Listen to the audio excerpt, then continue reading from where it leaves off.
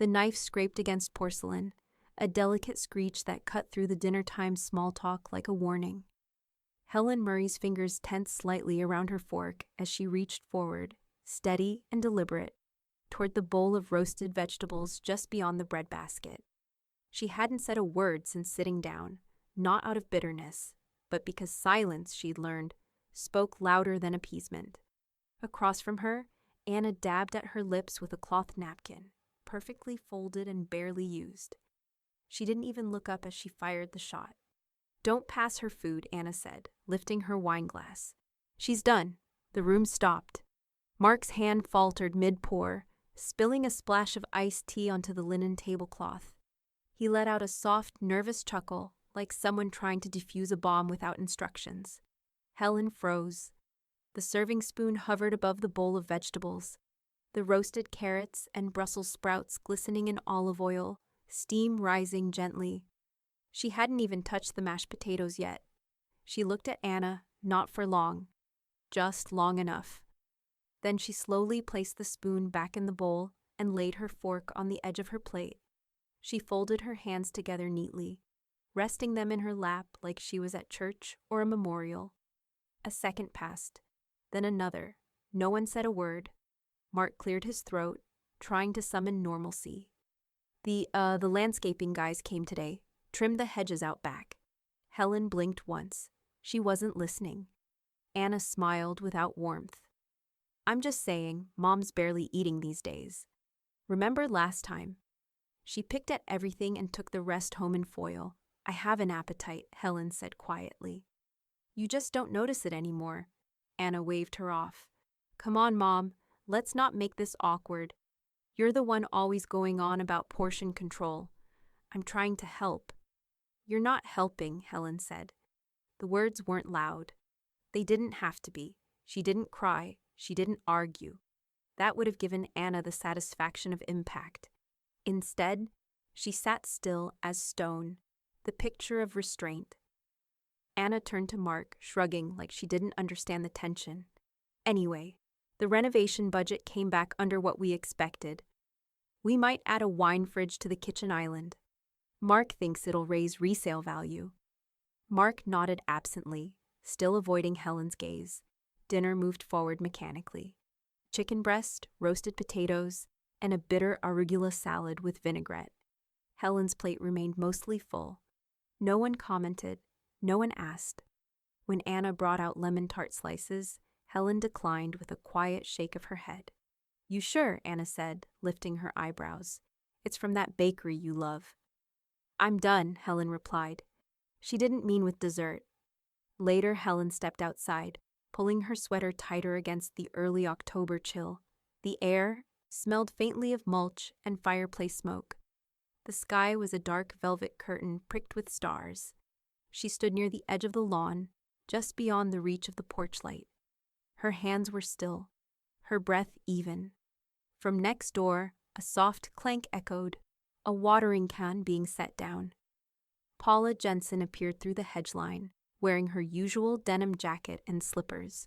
Her gray hair was pulled into a loose bun, eyes sharp even in the dim light. "Back early," Paula said.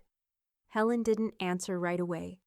Her gaze lingered on the empty street, the silhouettes of trimmed shrubs, the glint of the wine glasses through Anna's dining room window. "She told Mark not to pass me food," Helen said, her voice low. "She said I was done." Paula let out a breath, slow and measured. "She didn't say that." Helen turned to her, her expression unreadable. "She did." And he laughed. Paula's lips thinned. "You raised her better." "No," Helen murmured. "I raised her clean." The rest came later. The porch light from Anna's house flicked off behind them. Darkness spilled across the lawn. Helen took a step toward her own walkway, her eyes now sharper than they'd been all night. "She thinks I'm done," she said, almost to herself, but Paula heard every word. "Watch me serve her the last course." Paula smiled faintly. "Set the table, then." Helen didn't look back. "Oh, I already have." The porch light flickered just once before Helen stepped onto her own stoop, her gait slower than usual, her shoulders rigid beneath the folds of her cable-knit cardigan. From across the lawn, Paula Jensen noticed everything, especially how pale Helen looked, like the color had been drained from her with surgical precision. Paula set down her pruning shears without a word and walked toward the fence. Her breath came out in visible puffs beneath the amber glow of the street lamp. "You look like you just left a funeral," she said. Helen unlocked her door without looking over. "Dinner," she replied flatly. "Anna hosted." "That explains it," Paula muttered, already unlatching the gate. Inside Helen's kitchen, the faint smell of lavender cleaner lingered in the air, mingling with something sharper, maybe onion, maybe tension. They sat at the small round table near the window, the same one Helen had used for 3 decades of crossword puzzles and quiet breakfasts. Tonight it was the war room. Helen poured the tea, strong, unsweetened, and slid a cup to Paula. Her hands were steady now, almost too steady. "So," Paula said, resting her chin on her hand, "how bad was it?" Helen took a sip before answering. "I reached for vegetables. She told Mark not to pass me food. Said I was done." Paula blinked. "She said that? Out loud?" Helen nodded once. "Didn't even look at me when she said it." The silence in the kitchen grew thick. Outside, a car rolled past slowly, its tires hushing against the asphalt. Helen's tea steamed in rhythmic spirals, untouched after that one sip. Paula leaned back in her chair. "You know, I've heard her say things before. Snide little remarks. Last year at the block party, she called you cute for bringing coleslaw in a Tupperware. Said you were trying to stay relevant." I wanted to dump the punch bowl over her head. "I remember," Helen said. She laughed like it was charming. "She humiliates you in front of people. And for what? Some sense of superiority?" Paula's voice sharpened. "You wiped her nose and paid her college tuition. And this is how she thanks you?" Helen stood up without answering and walked slowly to the hallway closet. From the bottom shelf, beneath a stack of neatly folded blankets, she pulled out a metal file box. She set it on the kitchen table with a soft clunk, unlatched the lid, and began flipping through labeled folders. "Still got her listed as primary on everything," she said, more to herself than to Paula. "Bank accounts, property, power of attorney." Paula stared at her. "Why the hell haven't you changed it?" "I don't know," Helen said. Her voice wasn't tired. It was surgical. "I suppose I kept thinking she'd remember where she came from."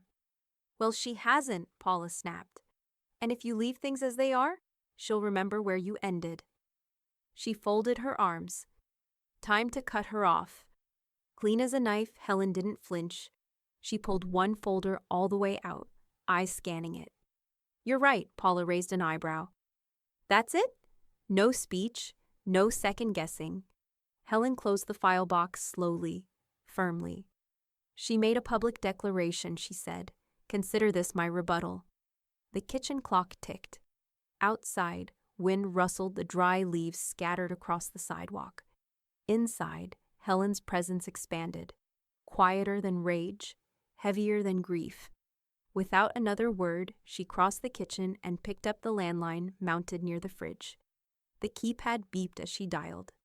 Paula took a slow breath, her tea forgotten. "Who are you calling?"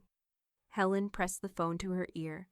Her face remained composed, but her tone shifted ever so slightly, low, deliberate, edged. "Janelle Carter," she said. "It's time." Paula's mouth curled into a knowing smile as the line rang. "Damn right it is."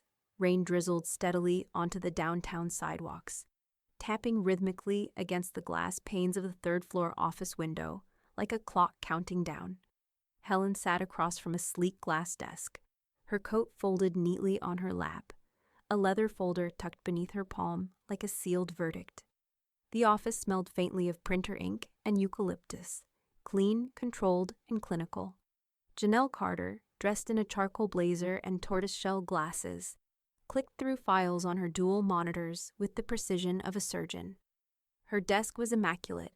No post-it clutter, no coffee rings, just a single photo of a golden retriever beside a ceramic mug that read, "Numbers don't lie.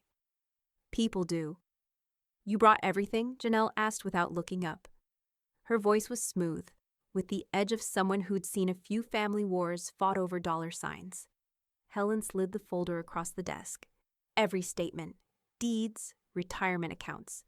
The trust doc from 2017. Janelle flipped it open, her fingers moving quickly through account summaries, fixed income allocations, home equity breakdowns.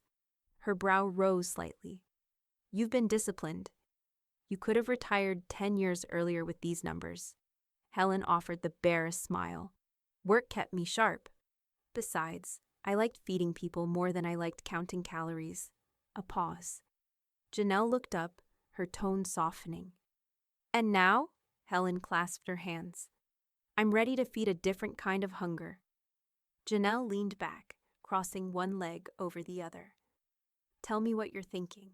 Helen took a slow breath. Outside, the rain thickened, blurring the city into gray brushstrokes. Remove Anna from all financial designations, inheritance, power of attorney, healthcare proxy, everything, no flinch, no gasp. Janelle had heard worse in her 15 years of handling estates for people with too much money and not enough love. She just raised an eyebrow. And in her place, Helen's voice didn't waver. Establish a scholarship fund for long-term tenants at Maple Ridge. The apartment complex on Franklin. Victor manages it. Janelle's fingers hesitated over her keyboard. The place you volunteer. With the food pantry? Helen nodded. We've got families in one-bedrooms, working double shifts and still choosing between rent and groceries. I want to put a dent in that. Help cover housing for the ones trying to stabilize. Janelle let the idea settle, then smiled.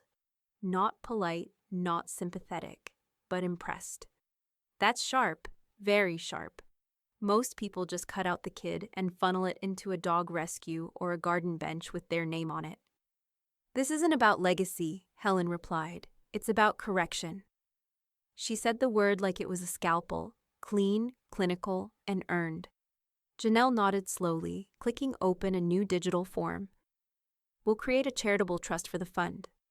I'll draft a memorandum for full beneficiary revocation and name the scholarship entity as the sole heir. Do you want this irrevocable? Helen met her gaze. Permanent. No room for argument. No backdoors, Janelle typed briskly, her nails tapping the keys with satisfying staccato. She moved with the certainty of someone who'd handled contested estates and held her ground when vultures circled. She'll be notified, Janelle said. Bank policies require written notice to remove beneficiaries, especially if she's listed on any joint documentation. Helen didn't blink. Let her read it. For a moment, there was only the sound of rain and rapid typing. Then Janelle stopped, eyes locking on Helen's. You sure? She asked. We're crossing a line here. Not emotionally, legally. Once this is filed, there's no unringing the bell. Helen reached for her tea, which had gone cold on the desk. She didn't drink, just held it steady in her hands. She served me silence and humiliation at my own daughter's table, Helen said. This isn't revenge. This is arithmetic. One insult, one response. Balanced. Janelle cracked the faintest grin. So, she said, dragging the cursor toward the file button. Shall we submit the changes today? The pen in Helen's hand hovered just above the dotted line, steady as a compass needle before it finds true north. Light from the office window pooled across the page, and for a moment, time slowed. The decision wasn't new. It had already lived inside her since the moment Anna dismissed her at the dinner table. This was just the signature that made it real. Helen Murray signed with 3 deliberate strokes, not rushed, not hesitant, just final. Janelle, seated across from her, slid the paper toward a scanner with businesslike ease. That's the last one, she said. Beneficiaries updated. Accounts reassigned. Trust sealed and notarized. You're officially untethered. Helen sat back in the chair, the cool leather pressing into her spine. She didn't sigh or smile. She simply nodded as though a quiet equation had balanced at last. Janelle tapped a few keys, her monitor reflecting green check marks one by one. Banks will send confirmation letters by the end of the week. State filings are automated. You'll get an email for your records. And Anna, she'll find out when she opens her next statement, Helen said. Which she will. She checks for my death more than she checks in. Janelle didn't argue. She knew the kind of daughter Anna was. Entitled, performative, emotionally bankrupt. There was no spreadsheet for that, but there was plenty of precedent. Outside, the rain had given way to late afternoon light, the kind that turned downtown buildings golden and made the sidewalks steam. Helen stepped back into the world without ceremony, her umbrella folded under one arm, her jaw tight, her spine straight.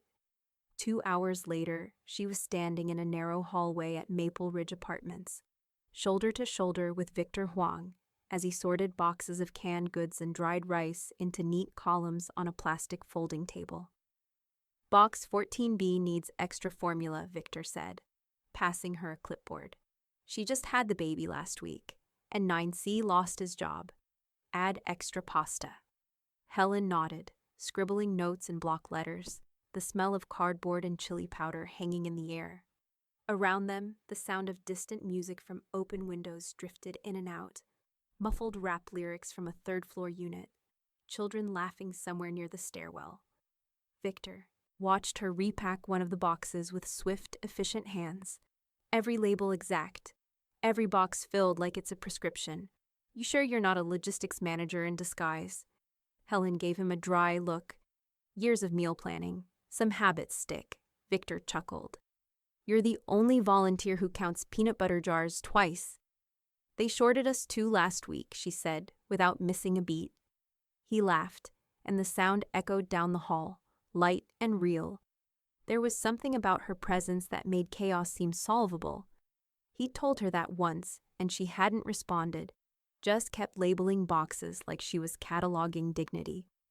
The last stack was loaded onto the rolling cart, and Helen wiped her hands on a cloth. Just as they were about to push toward the elevators, the side door creaked open.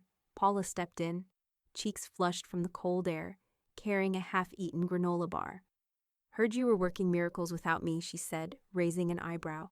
Helen glanced up. We've barely kept pace. Paula's eyes danced. Not bad for someone who's done. Helen shook her head and let a small chuckle slip out, just enough to wrinkle the corners of her eyes. I was never done, she said. They just stopped reading the recipe. Victor snorted. Is she always like this? Only when she's winning, Paula said.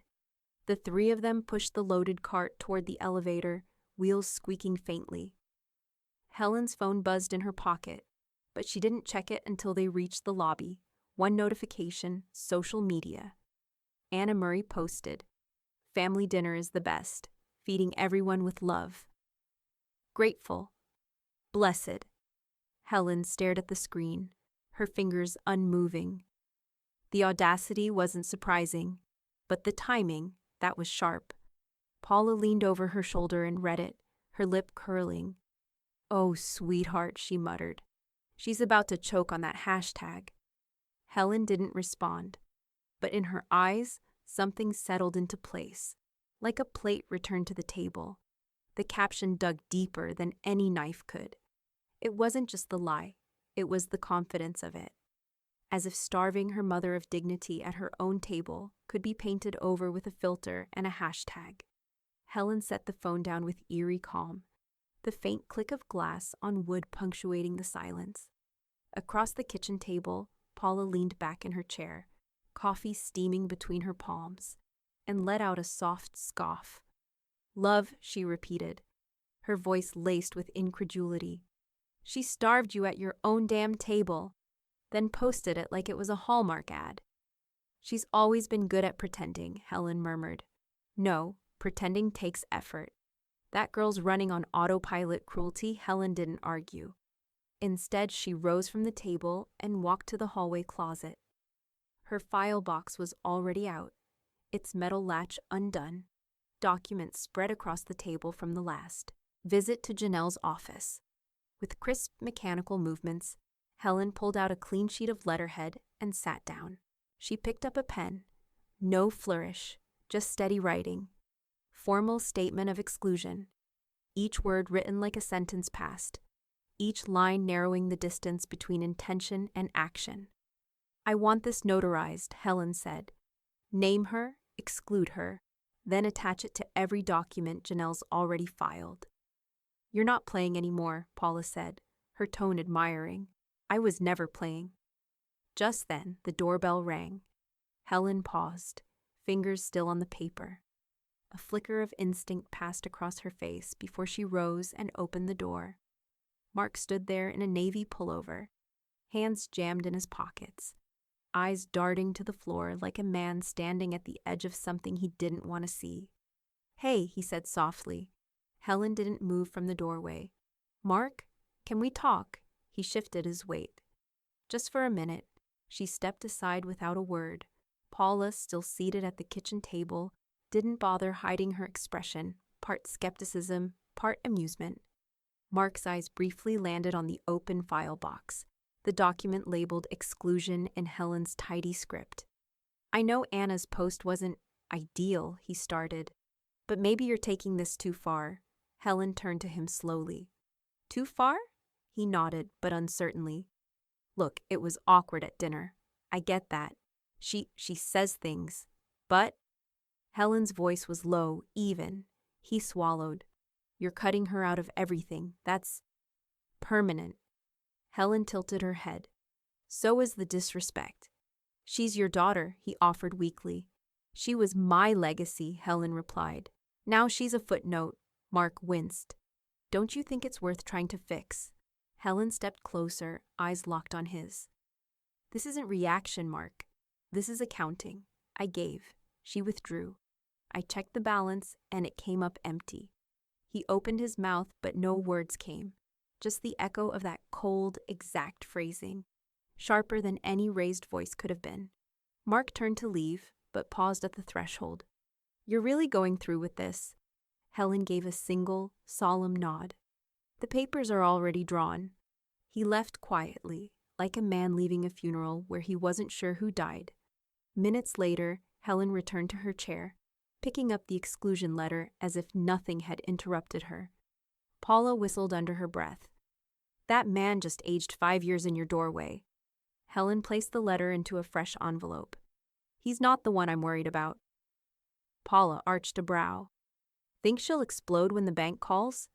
Helen didn't answer, because across town, in a sleek open-plan kitchen, Anna Murray stood frozen in front of her laptop, her mouth slightly open, fingers tightening on a ceramic mug. A bank alert blinked on her screen. Primary beneficiary change confirmed. Account ending in 4423. The mug shattered on the tile floor.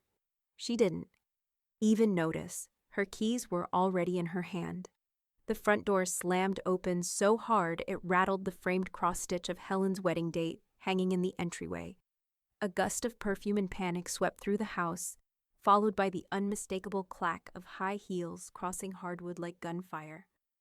What is this nonsense? Anna's voice pierced through the walls, sharp enough to startle a nesting sparrow outside the window. Helen didn't flinch. She remained at the small kitchen table, seated in her usual chair by the window, porcelain teacup steady in her hand. The steam rose in a gentle curl above the rim. Her face was calm, serene, even. Anna stormed into the room like a windstorm dressed in athleisure and mascara. Her cheeks were blotchy with rage. Her phone clutched tight in one hand like a weapon. You changed the trust? The accounts? You cut me out?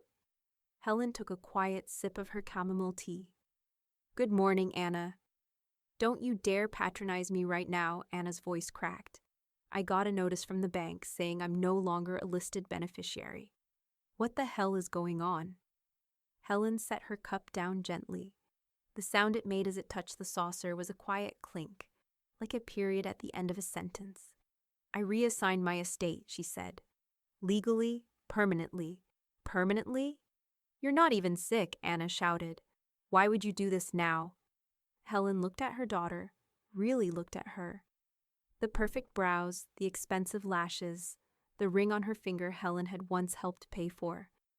Because waiting for someone to treat you decently shouldn't take a lifetime. Anna laughed bitterly, pacing near the counter. So this is your big revenge plot? Punish me for making a joke at dinner? Helen tilted her head. A joke? You're blowing this so far out of proportion. We are family. Family forgives, family respects, Helen said, tone sharpening. Respect is duty, Anna. And you left that at the table next to the potatoes. Anna's breath hitched. This is betrayal, she snapped. You owe me something. After everything I've done for you. Helen didn't rise from her seat. Her voice didn't rise either. Tell me what you've done for me, Anna. I'm curious. Silence. The refrigerator hummed quietly. Outside, a lawnmower buzzed in the distance. Anna crossed her arms, voice lowering but no less venomous. You think this is over? You think I'll just roll over while you flush my inheritance down the drain for some apartment charity? I think you're used to winning by volume, Helen said. But paper doesn't flinch when someone yells. Anna opened her mouth, then closed it. Her fingers trembled around the edge of her phone. I could sue, she said. Don't think I won't. You're clearly not in your right mind. This is financial sabotage. Helen stood now, slowly, precisely. You're welcome to try. Almost on. Cue, the front door opened again. This time with less drama. Janelle Carter stepped inside, wearing a tan trench coat and carrying her tablet under one arm. She looked at Anna, then at Helen, then back again. Anna's nostrils flared. Oh, great, the puppet master. Janelle raised an eyebrow but didn't flinch. Everything Helen signed is legally binding. All documents have been certified, notarized, and filed with the state. Her cognitive evaluations are up to date. I wouldn't recommend wasting money challenging it. Anna turned redder, but her fury hit the wall of facts and slid down uselessly. She pointed a finger at Helen. You'll regret this. Helen stepped forward, quiet but firm. I regret it a lot already. Letting you believe you were owed something just for being born? That's near the top. Anna's hands balled into fists. You want war? Fine. I'll make sure the court sees just how far off the rails you've gone. Be sure to wear something respectable, Helen said softly. Judges like poise. Anna turned on her heel, storming out with the slam of the door, echoing like a final note of a bad song. Janelle looked at Helen. You all right? Helen reached for her tea again. Didn't spill a drop. But across town, at the county clerk's office, Anna Murray was already filling out forms, claiming her mother was unfit, unstable, and financially compromised. Her pen moved fast. Her fury moved faster. She checked the final box. Petition for financial guardianship. The courtroom smelled faintly of old carpet, paper files, and something sterile. Like the whole place had been wiped down in anticipation of conflict. Helen sat at the wooden table near the front, a navy blouse ironed crisp beneath her sweater, a leather folder resting beside her like a shield. Her spine was straight, her expression unreadable. Across the aisle, Anna adjusted the collar of her blazer for the third time in 5 minutes. Her lipstick was too bold for the fluorescent lighting, and the way she clenched her jaw made her cheekbones more like blades than bone. She glanced at Mark beside her, who looked anywhere but at his mother-in-law. A bailiff called for quiet. The judge entered. Petition for financial guardianship, the clerk announced, voice flat. Filed by Anna Murray against Helen Murray, alleging diminished capacity. The judge, a weary woman with steel-gray hair and a no-nonsense gaze, scanned the paperwork with a frown that deepened with every page. This better be more than a family spat dressed in legalese. Anna stood quickly. Your Honor, I'm concerned about my mother's decision-making. She recently made abrupt financial changes, eliminating family members from long-standing trusts, funneling assets to strangers. I believe she's being manipulated, and her mental capacity should be reviewed. Helen didn't rise. She simply looked at the judge and said, I've brought documentation, and completed a third-party evaluation at the court's request. The judge nodded. Let's hear from the evaluator. From the back, A woman in a charcoal skirt suit stood. Dr. Emily Chen, certified forensic psychologist and financial competency evaluator. She approached the witness stand, calm and precise, holding a folder marked with the court seal. I met with Mrs. Murray 3 times over the past month, she said. Each session included a cognitive screening, independent task assessments, and a financial acumen review. She managed full reconciliations of multiple accounts, explained current market trends affecting her retirement fund, and performed adjusted tax calculations using 2023 updates. The judge raised an eyebrow. All from memory? Dr. Chen smiled faintly. Her accuracy surpasses most professionals I've tested. She also brought spreadsheets, color-coded by the way, with itemized donation plans, including amortized projections for the next 10 years. Anna's face flushed red. Dr. Chen continued, unbothered. There was no evidence of confusion, coercion, or cognitive decline. In fact, Mrs. Murray was the one who insisted her attorney explain the implications of each document in writing before signing anything. The judge turned to Helen. Do you wish to make a statement? Helen stood, slow and measured. My daughter believes I'm incompetent because I stopped handing her the keys to my life. I call that clarity, not confusion. Mark closed his eyes. The judge tapped her gavel once. Petition denied. And frankly, Miss Murray, if you ever intend to bring a case into my courtroom again, I suggest it be based on evidence, not entitlement. Anna opened her mouth, but the judge didn't look at her. She was already moving on to the next case. Helen gathered her folder and turned to leave, walking past the defense table with the quiet authority of someone who just won without raising her voice. From the back of the courtroom, Paula leaned in and whispered in Anna's direction, loud enough for the nearby benches to hear. Strike one, darling. The comment hit its mark. Anna whipped around, but Paula had already disappeared through the side exit, heels clicking like punctuation. Outside, the autumn air was cool, crisp, and far too quiet. The courthouse steps stretched ahead like a stage waiting for the next act. Anna stormed out behind them, phone already in hand. Mark trailed behind, silent, his eyes fixed on the concrete. Helen turned toward the street. She didn't need to hear what Anna would say. She already knew. But Anna said it anyway, her voice low, seething, the threat barely concealed. This isn't over. The smell of charcoal and overcooked hot dogs wafted across the cul-de-sac, clinging to the early evening breeze like gossip waiting to settle. Someone's Bluetooth speaker played a nostalgic summer anthem from 15 years ago, but the real soundtrack was the murmur of voices behind red Solo cups and beneath practiced smiles. Helen moved through the block party with slow precision, a paper plate in one hand, the other resting loosely at her side. Her eyes tracked the small shifts, the way Mrs. Langford's glance cut quickly away when they passed near the lemonade table, how the Wrights, once chatty, barely offered a nod. They were talking.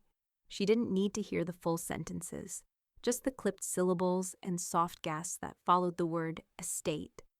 From across the lawn, Paula Jensen hovered near the grill, tongs in one hand, the other firmly on her hip. Her eyes, sharp as ever, scanned the faces like a bouncer with a grudge. You'd think Helen set fire to the Constitution, she muttered to herself as she dropped bratwurst onto buns with enough force to splash mustard. Did you hear? One woman whispered. She cut Anna out completely, transferred everything to housing, like apartments. In the city? Another chimed in. Anna's been devastated. And after everything she's done for her mom? Some people just turn bitter with age. Maybe it's early onset something. My aunt went through a phase, real paranoid. Paula rounded the table and interrupted, her voice cheerful and far too loud. You're talking about Helen Murray? Funny, she just balanced my tax deductions better than my accountant last week. Early onset brilliance, more like it. The women blinked. One chuckled nervously. Another reached for potato salad as if that would protect her. Meanwhile, Helen stood near the punch table, watching. Not angry, not wounded. Observing. Across the street, lights flickered on at the community center near Maple Ridge. A banner stretched over the entryway. Tenants' dinner, celebrating community champions. Victor stood on the small platform near the buffet line, adjusting the mic. The warm scent of rice pilaf and baked chicken drifted across the sidewalk, welcoming and grounding. Families gathered with paper plates and toddlers in tow. Before we eat, Victor began, tapping the mic twice. I want to thank someone who's been feeding more than just bellies around here. He looked out toward the crowd and found Helen near the doorway. Miss Helen Murray, he said, his voice swelling with sincerity, has quietly filled more fridges than I can count, and not just with food, with hope, with relief. She's never asked for credit, so I'm giving it anyway. Applause erupted. Long, sustained. Helen blinked, her mouth tightening only slightly, as if trying to hold back the shake in her breath. She gave a modest wave, then looked down at her shoes. Janelle stood nearby, watching from behind a folding chair, her arms crossed. It's growing, she said quietly to Victor. The fund. We've had 2 more donors come forward since the public filing. You started something big, Helen. I didn't want big, Helen replied. Just fair. That's how most big things start, Janelle said. Later that night, Helen returned home just before the porch light flicked on. She stepped inside, removed her shoes at the door, and set her tote bag beside the hall table. She was halfway to the kitchen when a soft knock interrupted the silence. Not a frantic pound, not Anna's storm, just a knock. Measured. Hesitant. She opened the door and found Mark standing there, hands in his pockets, shoulders hunched beneath the weight of something that looked heavier than shame. His voice was barely louder than the crickets behind him. Do you really hate us this much? Helen stared at him for a long moment. The porch light cast shadows across his face, but the hurt in his eyes was clear. Helen didn't blink. Hate is sloppy, she said. This is neat. Mark looked away, jaw tightening. A car passed slowly down the block behind him, headlights sweeping across the porch like a silent witness. She said you'd overreact. That you were spiraling, Helen exhaled, long and slow. She told you not to pass me food. In my presence. And you laughed, Mark winced. It wasn't a laugh. Not really, it was more like a reflex, she offered, to avoid confronting her cruelty. His lips parted, but no words came. Helen didn't step forward. She didn't raise her voice. Still, every word landed like it had been etched in stone before she spoke. You could have said something, even a look, but you didn't, because silence is easier than integrity when the offender's on your side of the bed. Mark swallowed hard. You know how she is.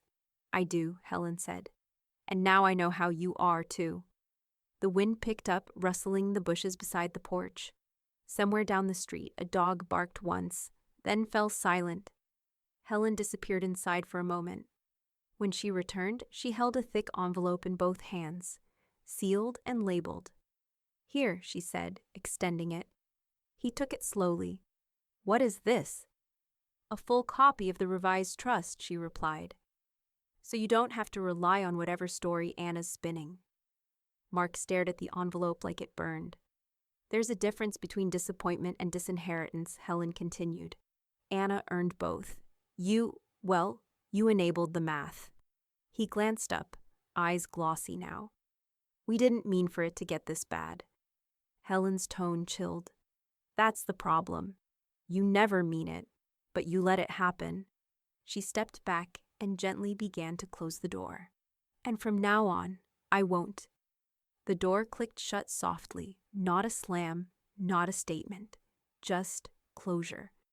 Mark stood on the porch for a few moments longer, staring at the sealed envelope in his hand.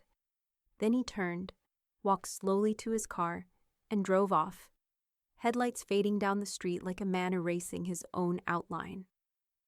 Inside, Helen returned to the kitchen where Paula sat flipping through a community bulletin with reading glasses pushed halfway down her nose. Let me guess, Paula said without looking up. He left looking like he'd swallowed a handful of thumbtacks. He looked like someone who just saw the receipts, Helen replied. Well, He should get used to that feeling. Paula folded the paper and stood. Speaking of receipts. She pulled out her phone, scrolling rapidly. Her eyes narrowed. "What is it?" Helen asked. Paula turned the screen toward her. "Look at this." It was a Facebook Marketplace listing. Several, actually, dozens of them, under different names, but clearly using photos of Helen's furniture. Her antique roll-top desk, the oak curio cabinet, even the cherrywood dining set she hadn't used since Thanksgiving 3 years ago. "Estate sale, must go ASAP," Paula read aloud. "Cash only, seller motivated." She tapped the contact info. "This number's registered to Anna's old staging business. Remember that side hustle she dropped after 3 months?" Helen stared at the screen, slow dread blooming behind her eyes. "She's trying to liquidate my home." Paula's voice dropped to a near growl. "She's selling your life, without permission." Helen took the phone from her and stared hard at the listings. Her reflection faint in the glass. "She's not just entitled," she said coldly. "She's criminally stupid." Paula crossed her arms. "And she just earned strike 2. Janelle turned the screen toward Helen. "These were uploaded last week. Whoever posted them had access to your home. These aren't just similar pieces. They're yours." Helen didn't blink. "I've never listed a single item for sale." Paula, seated at the far end of the table with her arms crossed and legs stretched out like a referee in a heated match, scoffed. "She didn't even bother changing the throw pillows. That's your living room." Down to the water ring on the side table, Janelle tapped a key and brought up metadata. The listings were created using an account tied to a Google Voice number registered under Anna's LLC from 2 years ago. Looks like she never deactivated it. Helen's hands remained still in her lap, though her voice thinned. "I suppose she figured I'd be gone before anyone noticed." Victor arrived 20 minutes later, his sleeves rolled up from unloading pantry crates. When he saw the screen, his eyes darkened. "She's trying to offload your life like it's garage clutter." "We're reporting it," Janelle said, standing. "This crosses from unethical into illegal." Victor took out his phone. "I know someone in property crimes. I'll file the report today." An hour later, Helen sat in a quiet conference room inside the local police department. She answered every question with clarity. No emotion, just clean precision. The officer, a young woman with a tight ponytail and a skeptical expression, took notes carefully, but grew visibly uncomfortable the longer the facts lined up. "She listed your belongings without consent," the officer repeated. "And collected inquiries through a false business name?" "Yes," Helen confirmed. "That account wasn't mine. The house was never for sale. No authorization was given." The next morning, 2 officers knocked on Anna's door. She answered in a silk robe, hair pulled into a rushed bun, phone pressed to her ear mid-sentence. "Miscommunication," she said, too quickly, too confidently. "I was helping Mom downsize. It was just a placeholder post. She said she wanted to lighten the load. We never took payment. None of it sold." But the officers weren't buying it. One produced a folder. "We have metadata, photographs, and reports indicating intent to defraud. You were offering furniture as part of a false estate sale, Miss Murray. That's not a simple misunderstanding." Anna's smile wavered. "Look, this is just a family squabble being blown up. She's overreacting. She's not well." The officer didn't budge. "A judge will determine that. For now, this is your official warning. If you attempt to misrepresent your mother's property or identity again, charges will be filed." Later that day, in court chambers, where the case file was formally acknowledged, the judge scanned the folder and pinched the bridge of his nose. "This is your second filing involving your mother's estate in less than a month," he muttered, annoyed. "Do you understand how this appears?" Anna straightened in her seat. "She's unhinged." The judge leaned forward. "You're the one listing items that don't belong to you, Miss Murray. And if I find out another listing goes up, you'll be facing charges, not hearings." Outside the building, Helen stood under the overhang, her coat buttoned, hair pinned neatly. A gust of wind sent a swirl of dry leaves skittering across the courthouse steps. Janelle stood beside her, scrolling through her phone. and Paula exhaled with theatrical exhaustion. "Well," Paula said, glancing toward the parking lot, "that makes strike two." Helen said nothing. Her hands were folded calmly over her bag, her mouth unreadable. Her poise was unnerving, not stoic, weaponized. Later that evening, long after the porch lights flicked on and the neighborhood went still, the sharp sound of metal crumpling shattered the quiet.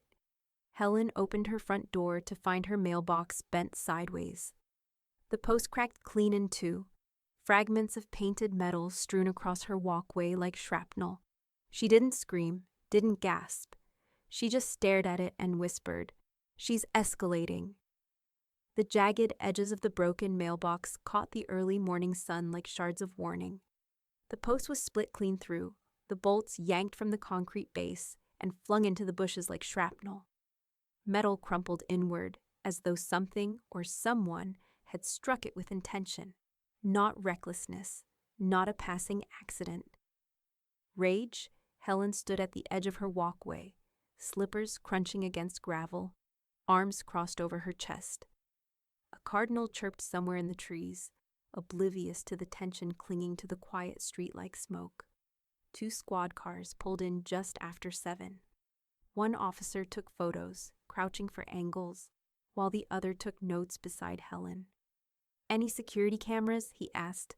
Flipping a page, Helen pointed to the small lens nestled under her porch light. "It records direct to cloud, time-stamped and backed up. You'll see everything you need within hours." The footage made its way to the precinct. There was no guesswork. Anna, caught in full detail, had pulled up in her silver Lexus, stepped out in heels, and swung a tire iron like it was a routine chore. 1 strike, 2, 3, calm, precise, vengeful. Then she drove off without looking back. By afternoon, a citation for the property vandalism had been filed. The fine, $1,800. Helen didn't push for more. She wanted to be noticed, she told the responding officer. "This is the receipt." That evening, Mark returned. This time, he didn't knock. He stood at the edge of the lawn like a child called to the principal's office. Helen opened the door before he could work up. The nerve. "She's not well," he said, voice thick. "That wasn't her. It's the stress, the pressure." "She drove here," Helen said calmly. "She stepped out. She aimed. She swung. That was her. She's unraveling," he pleaded. "But you know she's not dangerous." "She was to the mailbox," Paula said, appearing beside the hydrangeas like a ghost with bite. "And Helen's been letting her dismantle things piece by piece for years." This one just made a louder noise. Mark turned to Helen. "Please? She's spiraling. She needs help, not punishment." Helen's eyes didn't soften. "Forgiveness is a currency I don't print anymore." She closed the door before he could respond.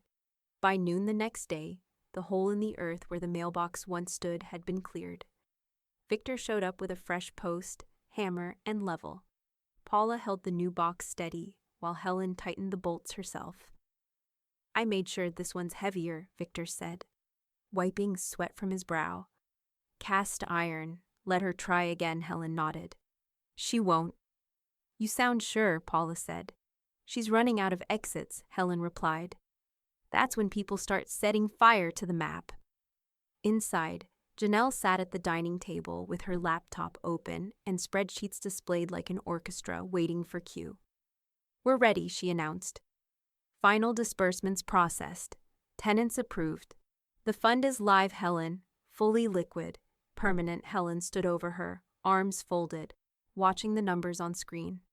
"Transfer the last batch anonymously," she said. "They'll know where it came from when the locks on their doors change." Janelle nodded once. "You did something good." Helen didn't reply. She didn't need to. But peace was not what followed. That night, Helen received a knock. Not from the door, but from her phone. A legal notification delivered via email and certified message. Notice of motion. Filed. Anna Murray v. Helen Murray. Motion to contest asset transfer and charitable trust establishment. Claim: financial exploitation, coercion, and emotional manipulation. Helen read the notice twice. Desperate people do desperate things, she whispered to herself. She didn't forward it to Janelle. Not yet. Instead, she set the phone down, walked to the window, and stared at her newly mounted mailbox, glinting defiantly in the moonlight. From across the street, headlights flicked off. A car sat idling in the shadows. Helen narrowed her eyes. The real courtroom hadn't even opened, and Anna was already circling.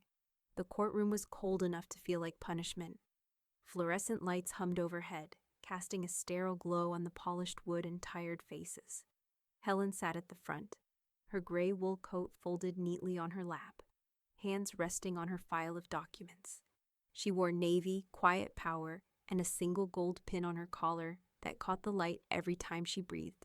Anna, 2 rows behind her, whispered furiously to her attorney, her voice sharp enough to turn heads, but just low enough to avoid contempt. She wore all black, too tight and too new, as though the outfit had been purchased for a funeral she hoped to orchestrate. The bailiff called the room to order. Case 2483, Murray vs. Murray motioned to contest charitable asset transfer and revoke existing estate documents. The judge entered, same one as before, silver hair, hard eyes, no patience left for theatrics. Let's proceed, she said, already flipping through the file. Miss Murray, you're requesting reversal of financial changes previously certified by this court. On what grounds? Anna stood. My mother is, well, she's out of control. She's been manipulated. She's making impulsive decisions to spite me. She's giving away everything she has to tenants and charities with no accountability. This isn't responsible behavior. The judge glanced up, unimpressed. You're suggesting fraud or coercion?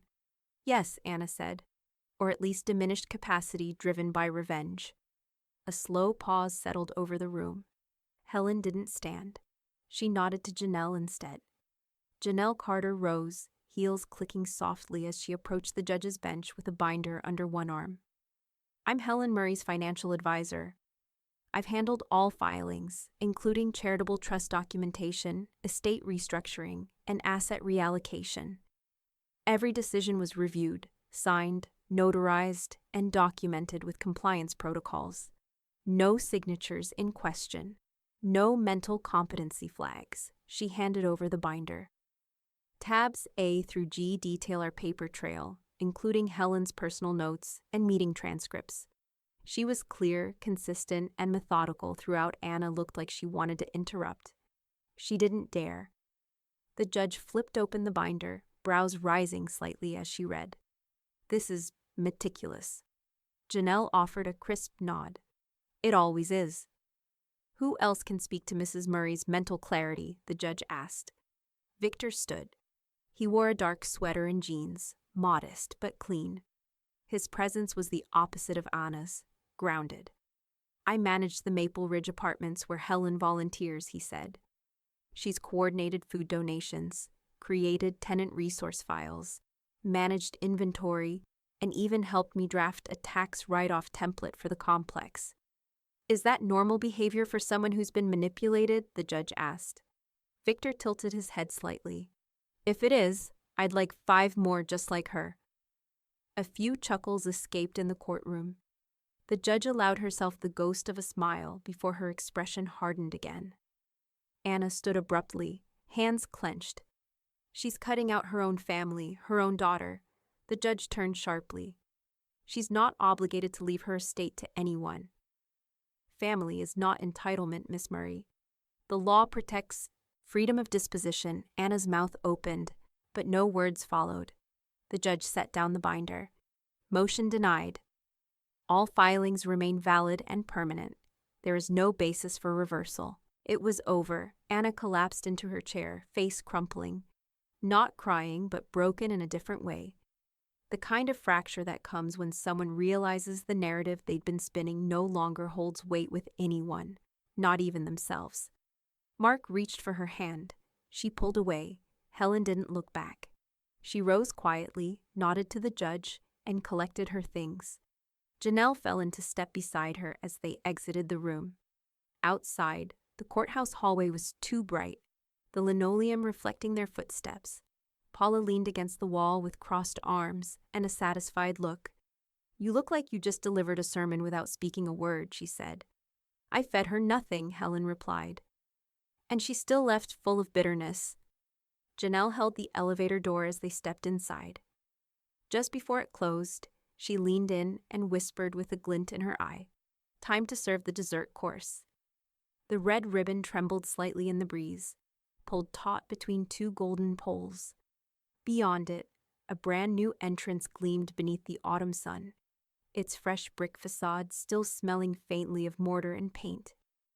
Dozens of folding chairs lined the front lawn, filled with residents, donors, reporters, and a few curious passers-by drawn in by the stage and catering tents.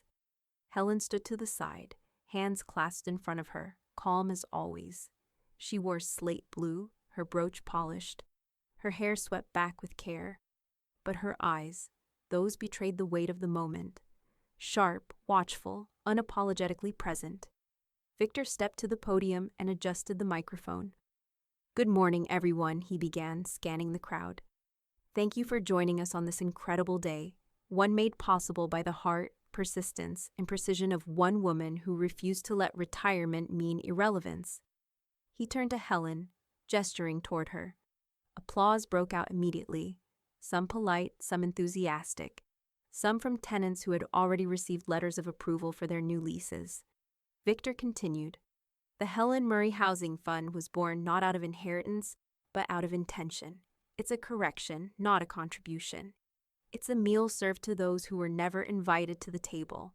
He stepped aside, and Helen moved forward to stand behind the podium. The crowd quieted. She didn't read notes. "I spent a long time preparing meals in silence," she said, "and even longer watching people decide who should be fed and who shouldn't. But dignity isn't a luxury, it's a human portion." She paused, letting the words settle. "This building isn't about charity. It's about the people who've been working 2 jobs and still wondering if they'll be evicted next month. It's about the students who can't afford to study because rent's a third test they're failing. It's about reminding the world that just because someone doesn't own property doesn't mean they don't deserve a place at the table." A second wave of applause rose, louder this time, fuller. Then came the moment, the ceremonial ribbon cutting. Victor handed her the oversized scissors. She took them with one firm hand, raised them slightly, and with a single precise snip, cut the ribbon in 2.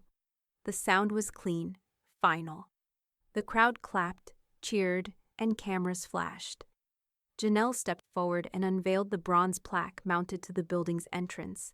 "Helen Murray Housing Fund, a home at the table." Paula, standing near the press tent, whistled low. "Not bad for someone who was supposedly done." She turned to Helen, smirking. "Looks like she's the one who's finished." Helen smiled, not smugly, but quietly. Fully, a smile that didn't need validation, only air to exist. Off to the side of the crowd, a gray sedan crawled slowly by the curb. The driver didn't get out. She didn't roll down the window, but Helen saw her, even at a distance. She saw the rigid posture, the familiar blonde ponytail, the tension in the fingers curled around the steering wheel. Anna. The sedan didn't stop. It just kept rolling forward, too slow to be unnoticed, too fast to be acknowledged. "She wasn't invited, was she?" Janelle asked, already knowing the answer. "She disqualified herself," Helen replied. The ceremony wound down. Food was served, hugs were exchanged, and camera crews packed up. Helen walked the halls of the new building with Victor, stopping occasionally to shake hands with tenants, answer questions, and double-check donation plaques. Later that evening, Helen returned home and found a cream-colored envelope waiting in her mailbox. Real ink, not printed. Her name handwritten in the tight cursive. She opened it slowly, her fingers steady as she unfolded the paper. "Mom, you win. I've lost everything. Mark's left. The house is in pre-foreclosure, and I'm scraping the bottom. I don't need money. I need a reset, a hand, a chance. I know I messed up. I don't expect you to forget, but maybe you could remember I'm still your daughter. Please, Just tell me where we go from here. Anna Helen read it twice. She didn't sigh. She didn't cry. She simply placed the letter on the kitchen table, folded her hands, and stared at it for a long, silent minute, like someone studying a recipe with one missing ingredient. Helen didn't cry. She didn't crumble. She just sat with it for a while at the kitchen table, the morning sun casting long slashes of light across the wood. The air smelled faintly of brewed tea and honeysuckle from the open window. Birds chirped, unaware. She folded the letter slowly, clean, precise lines, and slipped it back into its envelope. Then she reached into the drawer by the fridge, pulled out a black ink pen, and in her calm, deliberate handwriting, wrote across the front, "Return to sender." The act didn't feel cruel. It felt necessary. She stepped outside into the quiet street, mailbox gleaming under the late morning light, the same one Anna had once smashed in fury. It stood taller now, sturdier, like Helen herself. She opened it, slid the envelope inside, and closed the door with a soft, metallic click. That was the last thing Anna would ever get from her, a sealed silence. Back inside, Janelle was seated in the living room, laptop open, documents on screen. Her nails tapped across the trackpad. Quick and assured. "I added the no contest clause to your will," she said, eyes flicking up. "If Anna tries to sue again, she forfeits anything she might scrape together from secondary assets. Not that there are many left," Helen nodded. "Good. I want peace carried out even after I'm not around to enforce it." Janelle smiled faintly. Spoken like a woman who's seen enough courtroom carpet. Victor arrived a few hours later, wearing a pressed shirt and holding a folder of thank you letters from tenants. The smell of freshly copied paper followed him in. "We're naming the 3rd floor after you," he said, handing her the envelope.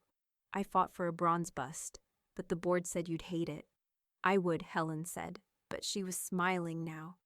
Victor leaned against the wall, folding his arms. "I meant what I said that night, about you feeding more than stomachs. These people walk differently now, straighter, like they've got ground beneath them for the first time." "I didn't build the ground," she replied. "I just stopped someone else from stealing it out from under them." He nodded slowly. "That's still building." A knock at the back door made them both turn. Paula stepped in with her usual breeze of sarcasm, sunglasses perched on her head and a shopping bag dangling from her wrist. "You get a letter this morning?" she asked, already knowing the answer. Helen just nodded. Paula dropped into the armchair, toeing off her sandals. "And," Helen gestured vaguely toward the mailbox, "it's going back where it came from." "I don't return borrowed time," Paula grinned. "That's how you serve closure." With a stamp and a backbone, Janelle closed her laptop with a satisfying snap. "You've built something no one can touch now. Not a daughter, not a court, not a bank. That's rare."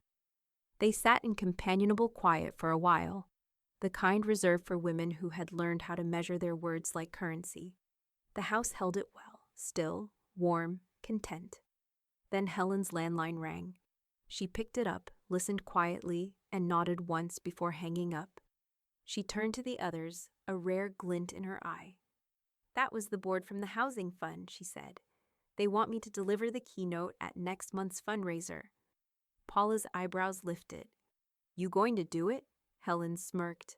"Well, I did say I'd serve the last course." The banquet hall shimmered with candlelight and quiet expectation. Soft jazz played beneath the low hum of var et pop, clinking forks and murmured conversation, the scent of roasted vegetables and herb-glazed chicken filling the air. Rows of round tables draped in navy and cream linens lined the space, each place setting gleaming with polished silverware and folded name cards. At the far end of the room, beneath a banner reading Helen Murray Housing Fund, First Annual Scholarship Gala, a modest wooden podium stood waiting. Behind it, on a stage flanked by ivy, sat 20 young scholarship recipients in tailored suits and thrifted dresses, hands folded in laps, some trying to still the nervous bounce of their knees. Helen watched them from her table near the front, her expression unreadable. Janelle sat beside her, phone in hand, ready to snap the moment. Paula was 2 seats down, fanning herself with the program, even though the AC was perfectly fine. Victor leaned in from across the table. Nervous? Helen tilted her head. Do I look it? You look like you're about to grade someone's paper, he chuckled. And they're not passing. I'm the one being graded tonight, she murmured, her eyes still on the stage. They just don't know it. A bell rang softly through the speaker system. Conversations faded. A man in a suit approached the mic. And now, he said, it's our honor to welcome the woman who made this evening possible. The reason these young people have a roof over their heads and a path beneath their feet, Miss Helen Murray. Applause swelled. Real, not polite. Helen rose slowly. She didn't need help. She didn't glance back for approval. She walked to the podium like she'd owned it all along. The room hushed the moment she placed her notes on the wood. She didn't read from them. I was told I'd have 5 minutes, she began. Her voice was even, firm, the kind that didn't ask for attention but took it anyway. I'll try not to overstay. Laughter rippled softly. I've spent most of my life preparing meals, measuring ingredients, watching portion sizes, making sure everyone had something on their plate. She paused. And then one day someone told me I was done, like a side dish that had gone cold, not out loud at first, but in glances, in silence. In the way they stopped listening, the room held its breath. Well, Helen continued, turns out I wasn't done. I was just starting a new recipe, one that didn't include people who confused inheritance with love or obedience with respect. Janelle's phone clicked. A flash. Helen looked out at the students on stage. You were the missing ingredient, the ones who weren't asked to sit at the table, who were expected to be grateful for leftovers. Not anymore. She gestured behind her. This is your table now, and let me say something loud and clear so it gets stitched into memory. She leaned in, letting the pause land like a drumbeat. No one decides who's done but themselves. The students rose in unison. The applause was thunderous, echoing off the walls, spilling into the high ceilings like a wave breaking free. Some clapped, some cheered.